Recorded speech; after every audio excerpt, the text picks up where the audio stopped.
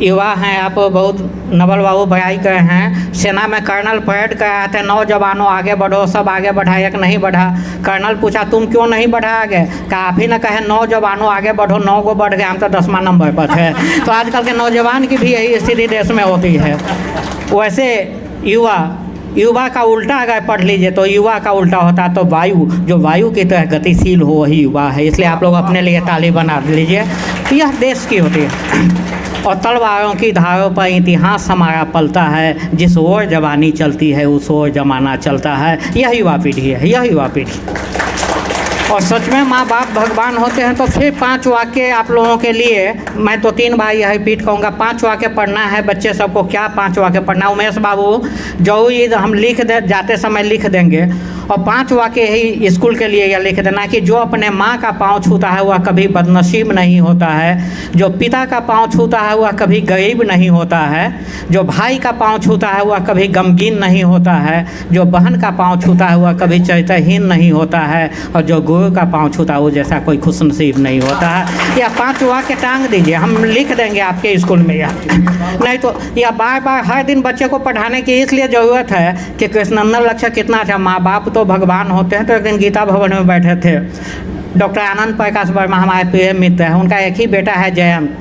तो कहे जयंत बोला अपने पिताजी को, देखिए अंकल कितनी अच्छी बातें सुनाते हैं, आप तक कुछ सुनाते नहीं हैं। तो कहा अंकल कितना बढ़िया श्रवण कुमार की कहानी तुमको सुनाए, तो श्रवण कुमार की तरह कर सकता है। वो अपने अंधे माँ बाप को कंधा पर रख के घुमाया था, चारों यात्रा कराया था। आजकल के लड़का क्या जवाब देता है? कहा उसका माँ बाप तो अंधा था, आप दोनों आदमी अंधा थोड़ी है जो घुमाएंगे। यह होता है, यह मोबाइल युग है। इसलिए मोबाइल युग में संस्कार डालना हम लोगों की महती जिम्मेवारी होती है। अगर संस्कार नहीं डालेंगे तो कहाँ के। एक भाई हाई फाई स्कूल में बच्चे का एडमिशन जो कराया था, एक दिन बच्चा जब इसको 10,000 का महीना देता था, जिसमें 150 बसें थी, उस स्कूल में अपने बच्चे का एक एडमिशन कराया। एक दिन बच्चा जब स्कूल नहीं जा रहा था तो उसके माँ बाप के तरफ से पिटाई पड़ी।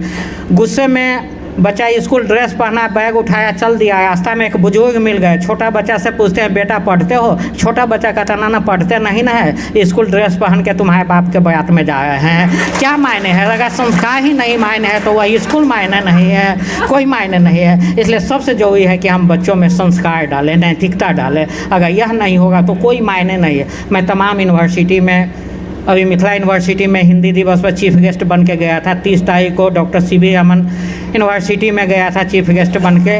BHU में गया था। मैं सभी जगह संस्कार की बातें दोहराता हूँ। अगर संस्कार नहीं, हमारे उपेंद्र बाबू है, दिन रात संस्कार की बातें कहते हैं। यहाँ ऐसे ऐसे लोग हैं, बुजुर्ग लोग हैं, आजकल भूल गए। पहले था कि हम लोग आयु का सम्मान करते थे, बुजुर्ग आ गए, हमारे शंकर बाबू जैसे लोग आ गए, हम लोग कुर्सी छोड़ देते थे, कुर्सी देते थे। पहले आयु का सम्मान होता था, लेकिन आजकल के दौर में आय का सम्मान होता है। तो कहाँ से जाएगा यह युग? ये हमें बच्चे को अभी से पढ़ाना पड़ेगा। तो बीच बीच में नवल बाबू बीच में है तो बीच बीच में पुरस्कार वितरण भी करते रहेंगे, जो बच्चे के हौसला अफजाई। नहीं तो बच्चा सब बोझिल हो जाएगा, कहेगा इन्हीं लोगों की बात क्यों सुने, हम लोगों के लिए इनाम जो है यह।